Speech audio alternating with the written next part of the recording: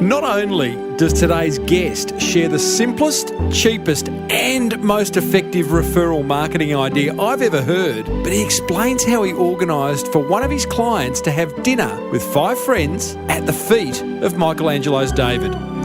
Oh, with Andrea Bocelli singing.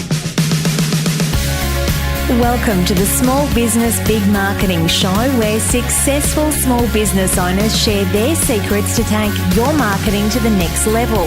Now here's your host, Tim Reid. G'day listeners, and welcome back to another episode of Australia's #1 marketing show. I am your host, Timbo Reid, but you, so much more importantly, are a motivated business owner ready to crank out some great marketing, and that is exactly what we do around here. Big show today. I have a fireside chat with past guest Steve Sims of LA-based concierge service Bluefish, whose business specialises in getting the filthy rich pretty much anything they want. Wait till you hear the marketing idea he shares. It is absolutely genius. Plus, he tells a story about what he organised recently for one of his clients. And yes, it involves David and it involves Michelangelo. How he did it and what he did is absolute GOLD. I also share a motivational marketing quote that will have you reflecting on missed opportunities. Plus, I answer a listener question all about blogging and backlinks. Back what? Yeah, backlinks. As per usual, there is marketing gold dripping from the ceiling of Small Business Big Marketing HQ. So let's get stuck right in. Smallbusinessbigmarketing.com. Righto, time for a little check-in. How's your week? Good? Bad? Indifferent? Hope it was a good one. If you're listening to this show, I'm guessing it's going to be a good one. I had a great week. It was my birthday. Another year, whatever, not counting. Got a pair of Ugg boots for my birthday. Yep, the good old Uggies. Well, it's winter. Winter's coming, and I want warm feet, basically, and warm ankles. Went to see Dave Hughes, Melbourne comedian, stand-up comic Dave Hughes. That was fantastic. Go and see a stand-up comic if you want to know how to nail your message. Gee, they do it well. So I had a belly laugh with Dave. I organised a getaway for a couple of weeks' time with past guest and buddy Keith Abraham. We're going to go away and lock ourselves up for 3 days actually, up north, and just power through some stuff that we're not getting done when we're back home being distracted. And I have been working with 2 very special people on taking this show and my forum to the next level. Pretty excited about that. Time for some change. Time to slip in to another gear. My daughter Stephanie got an A in her public speaking exercise, which I would expect given that I am a public speaker, but it was lovely. She presented to me the night before. I critiqued her and then she nailed it. Love it. All in all, an absolute ripper week. I hope yours was too. Small Business Big Marketing with Tim Reid. Alrighty, coming up, we are joined by Steve Sims, owner of LA-based luxury concierge business Bluefish. But first, a word about a business that can literally turbocharge your marketing. So here's the thing. Netregistry are here to help you nail your online marketing. Whether it's registering a domain name, or getting a website designed and hosted, helping you get found on Google, they can even sort you out with an email marketing campaign. So remember, you are who Google says you are, and ensuring you have a solid digital footprint is critical when marketing your beautiful, beautiful business. And this goes way beyond just having a great website. So give Netregistry a call on 1300 638 734 and they will get your online marketing sorted. It'll be much cheaper and easier than you think. Oh, and tell them Timbo sent you. And now, back to the show. Smallbusinessbigmarketing.com. Righto, now I am absolutely itching to bring you this interview with Steve Sims of luxury concierge LA-based business Bluefish. Now, first of all, write down his Twitter handle and hit him up on Twitter. It is at Bluefish Group. Tell him you heard him on the show. He will love that. Now, Steve appeared in episode 80 of this show. He was my first guest after I finished 79 episodes with my old mate Lukey. So I was a bit nervous when I had Steve on in episode 80, but he proved to be a wonderful guest, so wonderful that I needed to get him back. Now, this is just a cracking interview. So what you got to remember is Steve organises pretty much anything for the rich and the famous, the wealthy individuals of the world. He's got a client base, a membership base of 4,000 pretty amazing people that he can't tell you who they are. But in this chat with him, it is so insightful. He will reveal the world's simplest referral marketing idea, a hugely effective free marketing idea. He's got a marketing tactic that he talks about that will give you a 100% open rate. And he explains how he gets past the Dobermans. And boy, oh boy, does Steve need to get past some big Dobermans when he is arranging things that involve Michelangelo and the statue of David. That comes later on in the interview. We also, he finishes with explaining two amazing events that he's organised for his clients. Now, Steve references how he looks, his personal appearance, a couple of times in this interview. What I want you to know is that Steve looks like he's just hopped off a Harley Davidson, okay? He's an interesting looking fellow. I actually get to say very, very little in this interview, which is kind of interesting because I don't mind a chat. The actual interview went for about 55 minutes. We've cut it right down to give you the marketing gold, but the full interview, which was done on video, Skype video, can be found in the Small Business Big Marketing Forum. Steve talks a lot outside of what you're going to hear now about his clients, about LA people, about the whole business thing in LA and all that type of stuff. But in this interview, you are going to hear some wonderful, wonderful marketing ideas. Okay, so we pick things up with Steve talking about his beautifully simple referral marketing strategy. I have a philosophy that it's far cheaper, and everyone's heard this, it's far cheaper to keep a client than to get a new one. And if you can impress your client, then you can ask him for 2 more clients. Okay, so the referral route is the cheapest, most lucrative, and the greatest return on investment you can get. So you've got to really mollycoddle that client. And for us, for argument's sake, when you go in a hotel, you'll quite often see a fruit bowl there, won't you? Or you'll see a couple of apples on a little tray or bottle of wine or something like that. If you speak to the client and you're just chatting to the client, you say, oh, so what's your favourite drink then? Oh, do you know, I love this bottle of Pinot Grigio. You know, they used to have it here and I just like it. Ain't that expensive, but it's nice. Oh, that's lovely.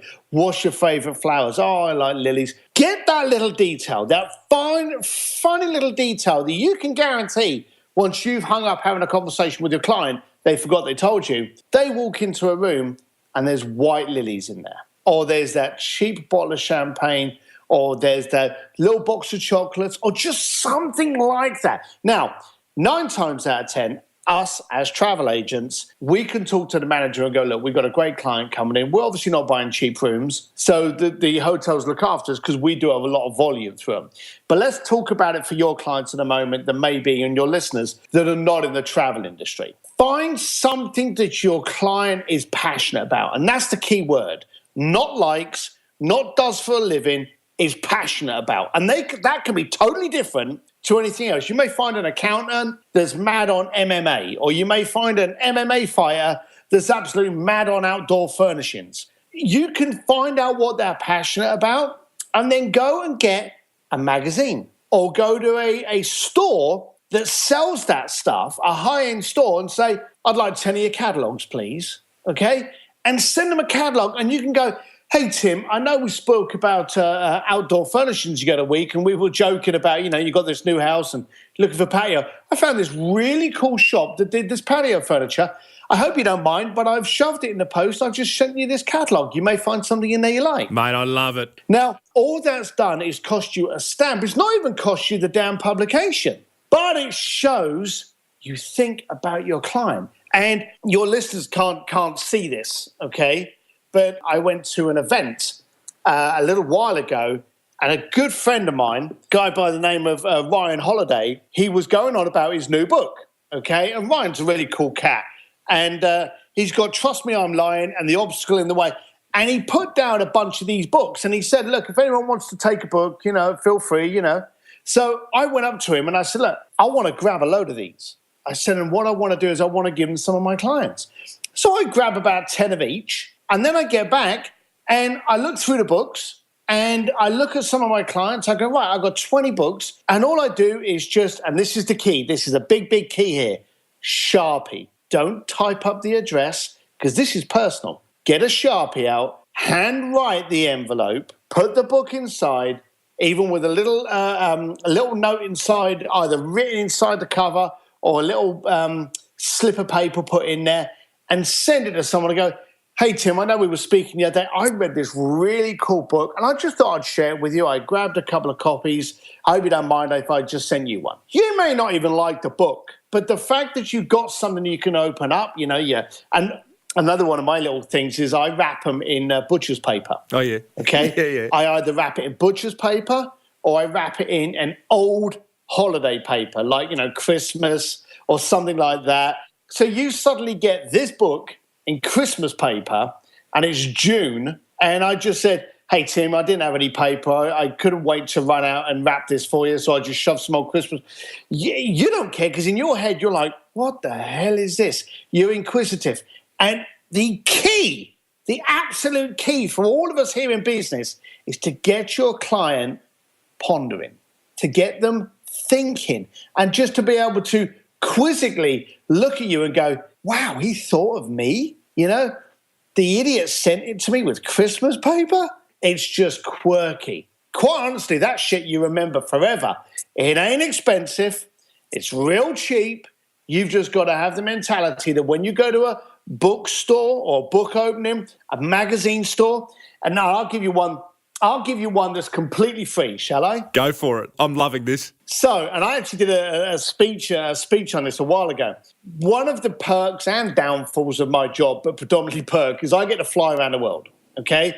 Constantly got my arse on a flight somewhere. And whenever you're on a flight, in the back of those seats, along with all the kind of crumpled of the food from the passenger before you, is the magazine Sky Mall, or an equivalent of it, where it's got every piece of rubbish that you basically have to be intoxicated to buy. But in there, there's stupid kind of hands that resemble door knockers, or, silly little water fountains for the fun guy, just novelty stuff. I usually grab, as I'm leaving the airplane, about 20 of these Sky Malls. They're all crumpled up. They're only going to be thrown away. They only get used for a couple of flights and then never replaced. So I always say to the stewardess, 9 times out of 10, they're quite happy to give you a pile to take off because they've got to empty them. So you take those out with you.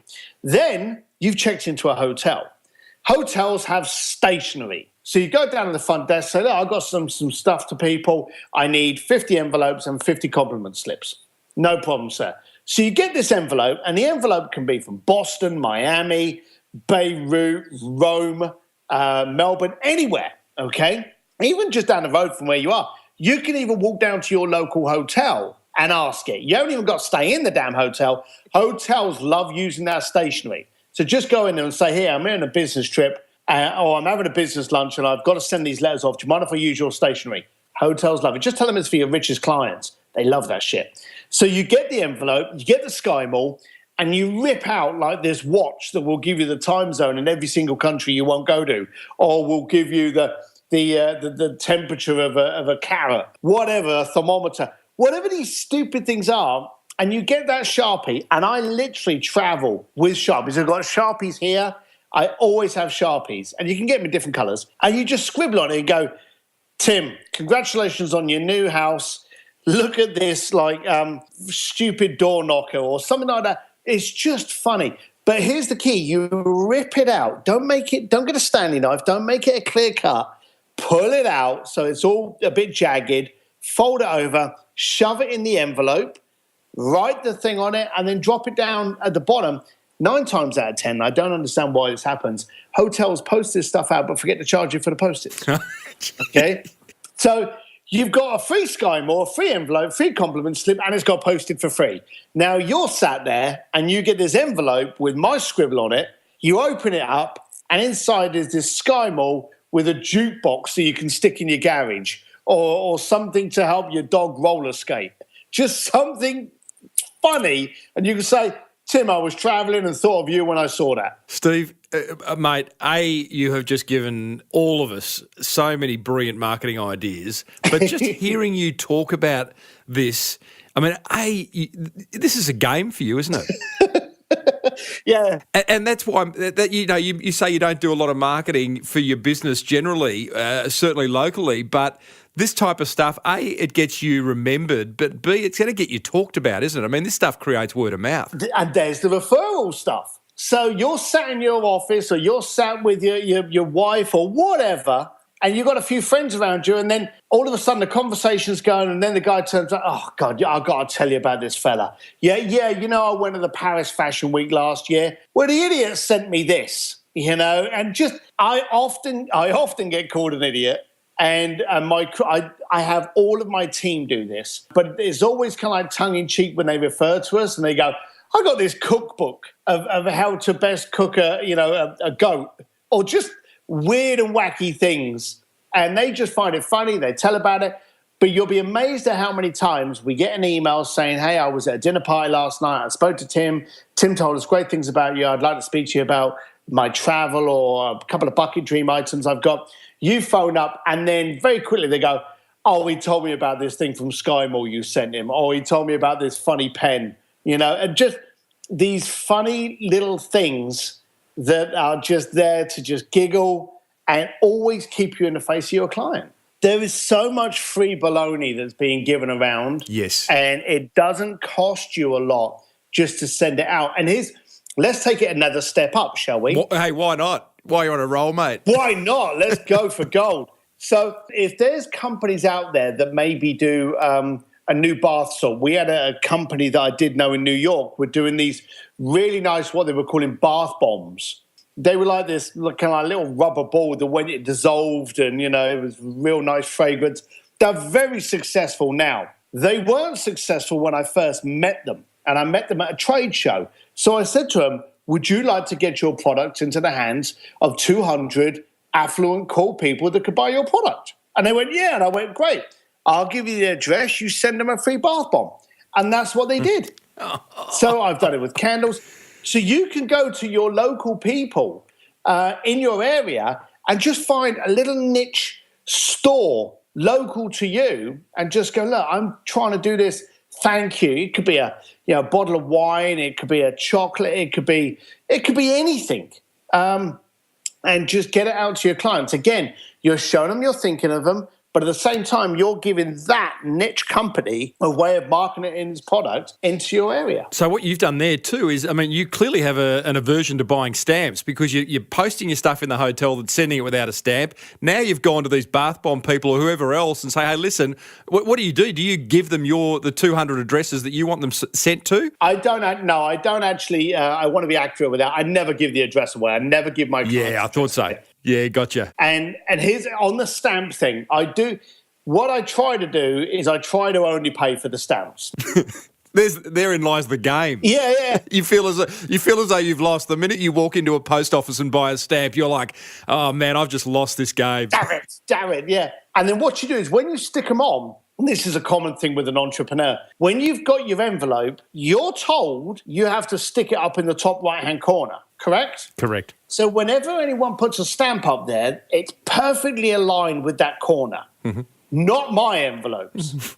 I twist that thing slightly to the left. So these things are all wonky are on the top. So if there's 4 envelopes, it's not like a 4-year-old's put the stamps on the corner of the envelope. So you've got this sharpied envelope with these kind of like weird wonky stamps in the top right-hand corner that don't fit any form of uniform whatsoever. You know that was not a computer-generated machine that sent that letter out.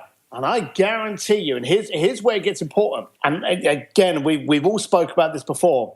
And I'm not digressing. I'm coming back to this key point. Everyone is mad on social platforms at the moment. You know, Twitter, Twat, Tinder, whatever the bloody things are. You know, Facebook, all of those things. And we all have 5,000 so-called friends, right?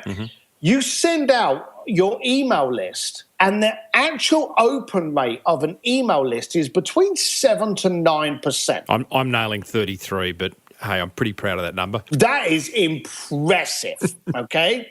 So you're paying per month to collate those emails. You send out a mass email, and they get opened up by a great deal less than what you sent out, okay? You send out 100 envelopes in the style that I've told you. 100%. You've got 100% hit rate. And what do they do when they get the envelope? This is the beautiful thing. They contact you. So you're sat there and the phone rings and you're like, hey, Tim, I'm busy, but it's you. How can I help you? And they're like, Steve, I got this. And all of a sudden you got a cheery, happy conversation, which going back to when you first talked about targeting people, you haven't targeted, you've communicated. And Steve, you now have a relationship because you're now having a giggle on the phone with a guy because you just sent him something. And I was in Italy, and I walked into my hotel room, and they had a cocktail recipe, a little piece of card with how to do the cocktail of the day. It was really cool with all the little ingredients, all in little bottles. So I asked the foyer for 200 of those recipes, okay, those cocktail recipes. And I scribbled on the bottom, I can't have a drink with you because I'm in Italy, but have one on me. This is a really nice drink. All the best, Steve. Sent it off, okay? I got back and a client phoned me up and they went, we got your cocktail recipe. And I went, oh, that's fantastic. He said, I've been sober for 15 years.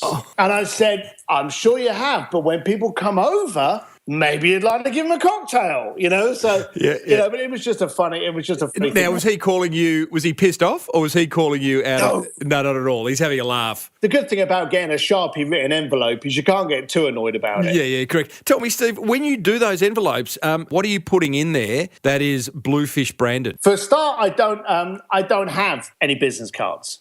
That's my first thing. I want to have a relationship with you. I don't want to be doing business with you, okay? And I know that sounds a bit stupid. And the whole point of business in a relationship between me and you or me and my client is as soon as it starts getting business, that I have to chase you for this invoice. And I have to, that's horrible, you know? So I don't want to do it. Some of the times I have these envelopes with the little Bluefish logo on them, okay?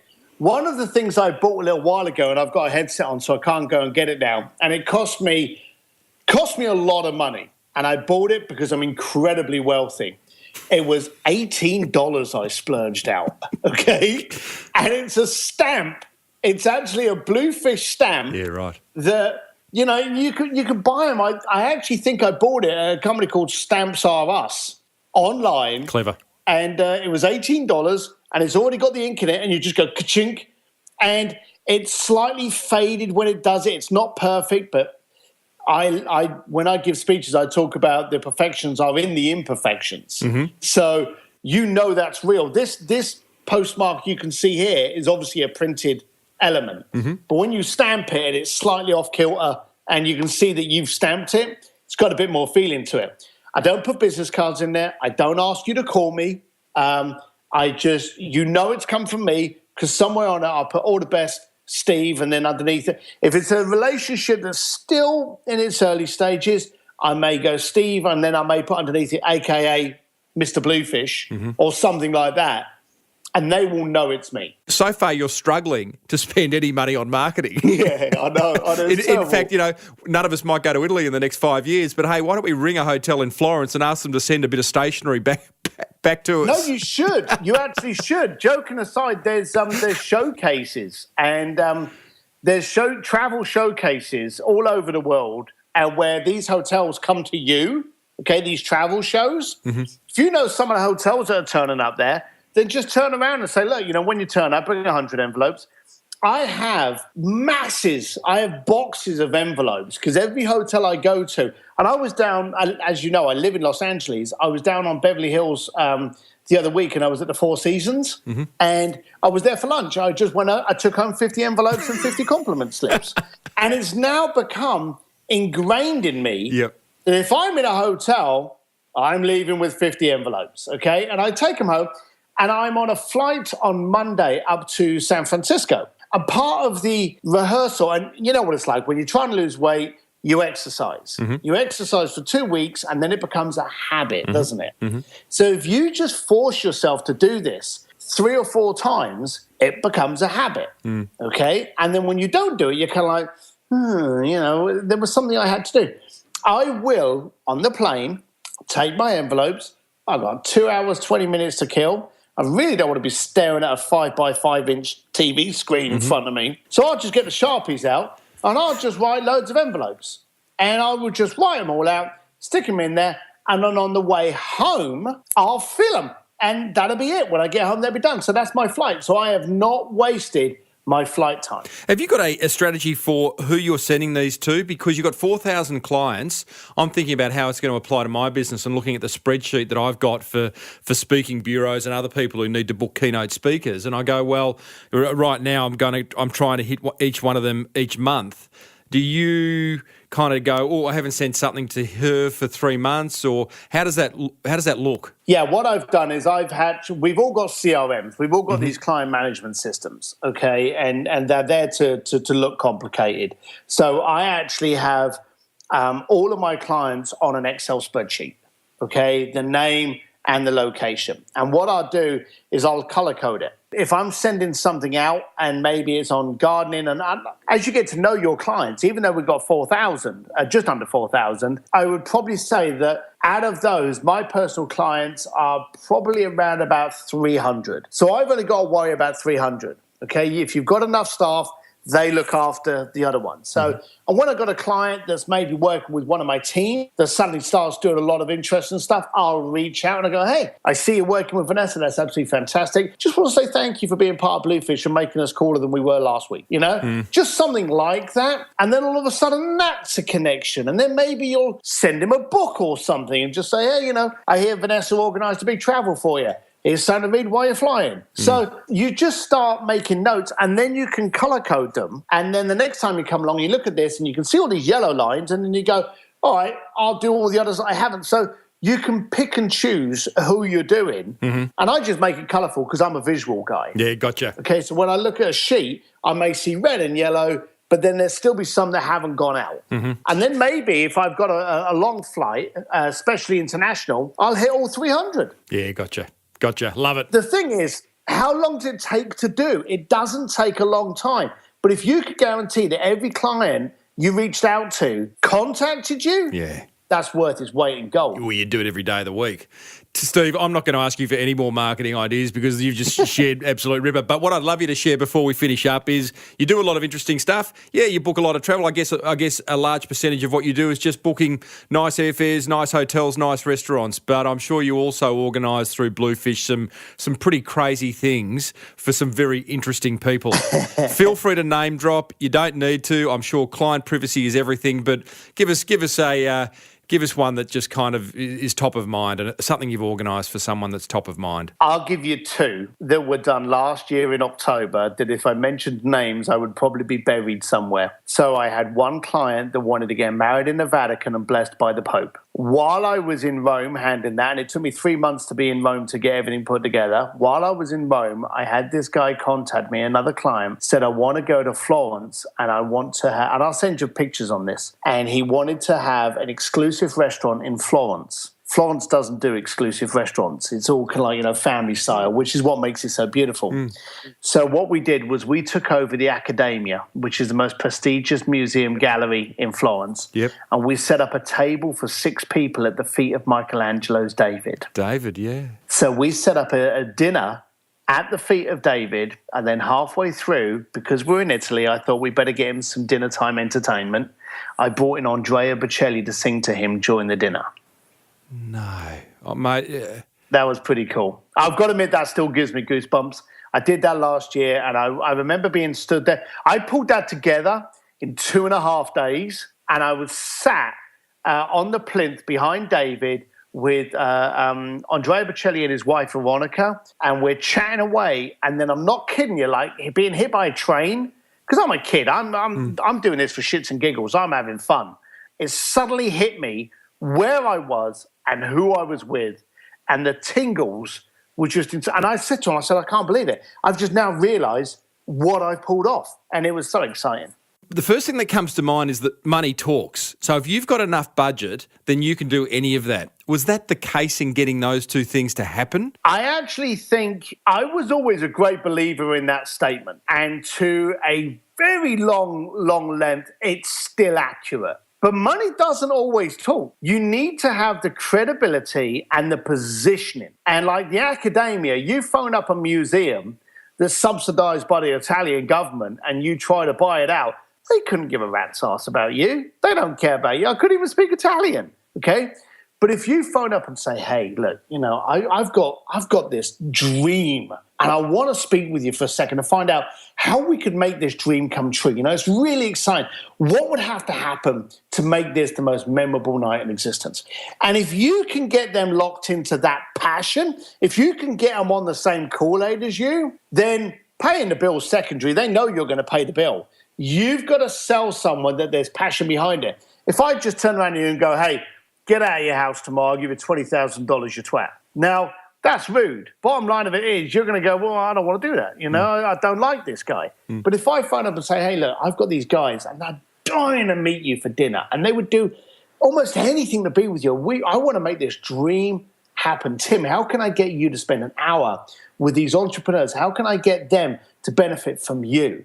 So you're getting the person at the academia to buy in to your dream. That's the starting point. That is the starting point and the end point. Paying for it is just the fuel. I want to go back then to that person because on previous shows we've talked about getting past the Doberman, and I think you and your people must spend a lot of time getting past the Doberman because you don't ring the academia and get to that. You're going to get the person on the front desk. Yeah. So how did you get past that Doberman, and how did you realise? And you've obviously got to speak to numero uno. Yeah, you get someone else to do it. The good thing about the way that I've grown my business is every time I want something and that I personally get called within my group, it's something new. It's something we haven't done before. So if I phone up the Pope or the Vatican, they're going to just go click. You know, I didn't even have the number, okay? So I look in my Rolodex to see what I've done that's on the starting rope of that, and I contact them and I go, hey, I want my end goal to be this. Who do you know in that circle? And they go, well, I don't know him, but I know him. Can you make a phone call? Just tell them that I'm for real and get me that one step closer. And sometimes you may have to go through 3 or 4 steps. But then once you've done this a while and you've built up the credibility, I've worked with people in Rome.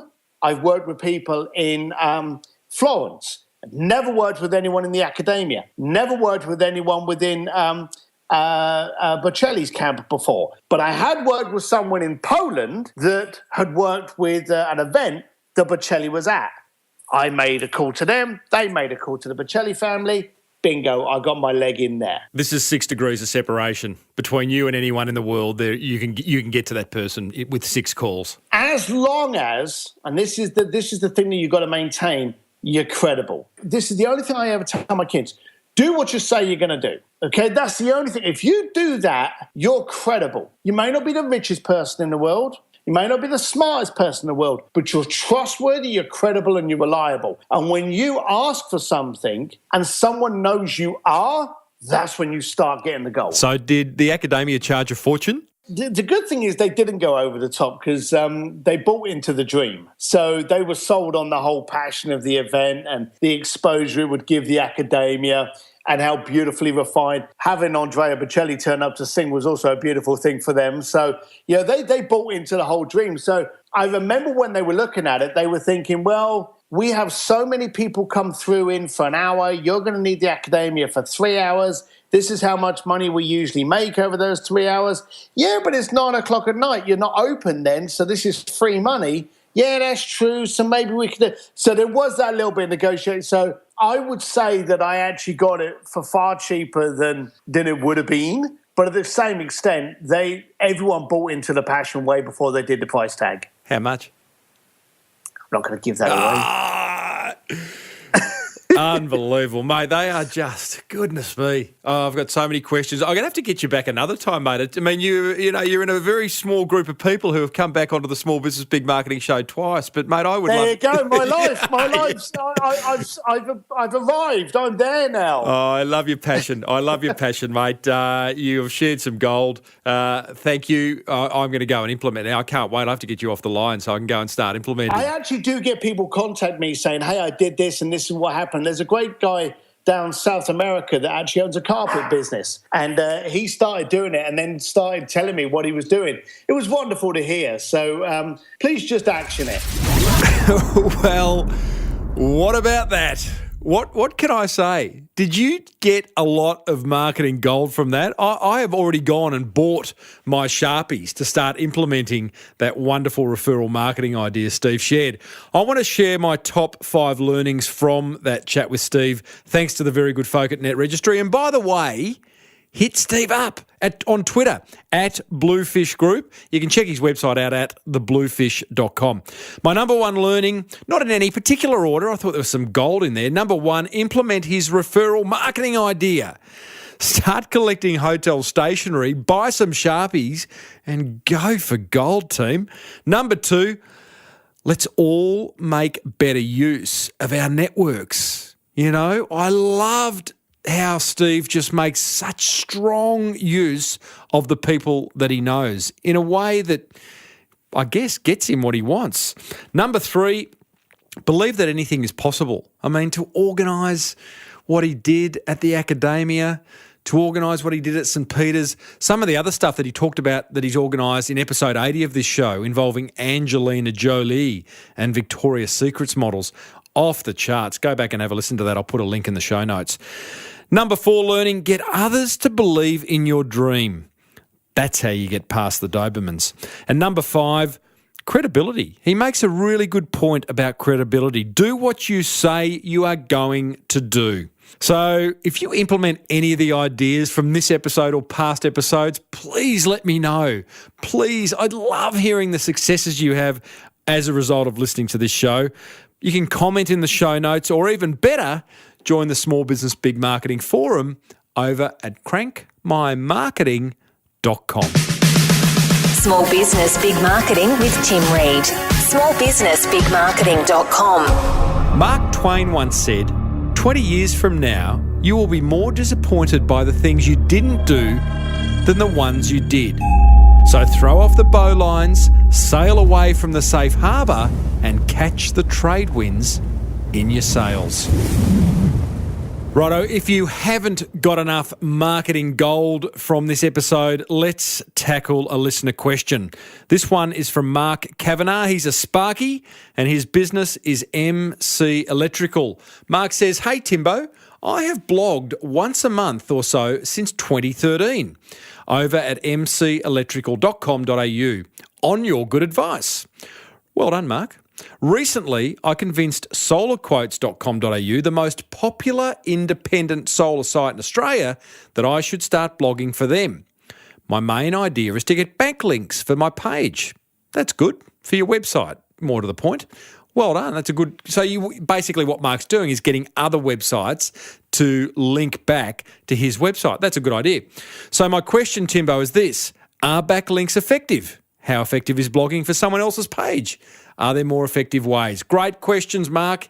Let me tackle them one at a time. Are backlinks effective? Yes. Keep chasing them, particularly on sites, or most importantly on sites that are relevant to the industry in which you operate. Number 2 question, how effective is blogging for someone else's page? Well, great, especially if it's an authority site, Mark. So keep doing it for Solar Quotes and just make sure, of course, that you get a link back to your website each time that you blog for someone else's site. Are there more effective ways to get backlinks? Yes. Blog on your own site, Mark. Build your own authority website like I'm doing with smallbusinessbigmarketing.com. But SolarLinks is absolutely an authority site, but you could have a site just as authoritative as them. And the way you get backlinks on that is link between your blog posts, okay? So Google consider that a backlink just as much as they consider a backlink on someone else's site.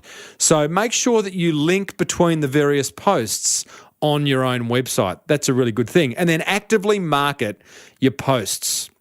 Do that via email marketing, social media, and making sure that they are optimized with some on-page search engine optimization. If you don't know what I mean by that, hit Netregistry up. Great question, Mark. Thanks for sending it in, mate. And listeners, if you've got a marketing question, well, you can email me and hope that I tackle it on the show, but I get lots of questions sent to me every week. Or you can join the Small Business Big Marketing Forum over at crankmymarketing.com, and I'm in there every day tackling your marketing conundrums. Small Business Big Marketing with Tim Reid. Next week, we are joined by Jason Stevens, an ex-Virgin Airlines cabin crew, check this, who's now replaced his day job with a very peaceful and a very, very lucrative small business idea. Very interesting chat. If you enjoyed this episode, then you'll love the Small Business Big Marketing Forum. Head over and join for just $1 for the first 7 days. To book me to speak at a conference, love doing that, love a chat, head over to timreid.com.au and be sure to get your online marketing sorted with the good guys at Netregistry. Until next week, I'm Timbo Reid, and thanks a million for being a part of the Small Business Big Marketing Show. May your marketing be the best marketing. Bye for now. You've been listening to the Small Business Big Marketing Show with Tim Reid. Want more marketing goodness? Then visit smallbusinessbigmarketing.com.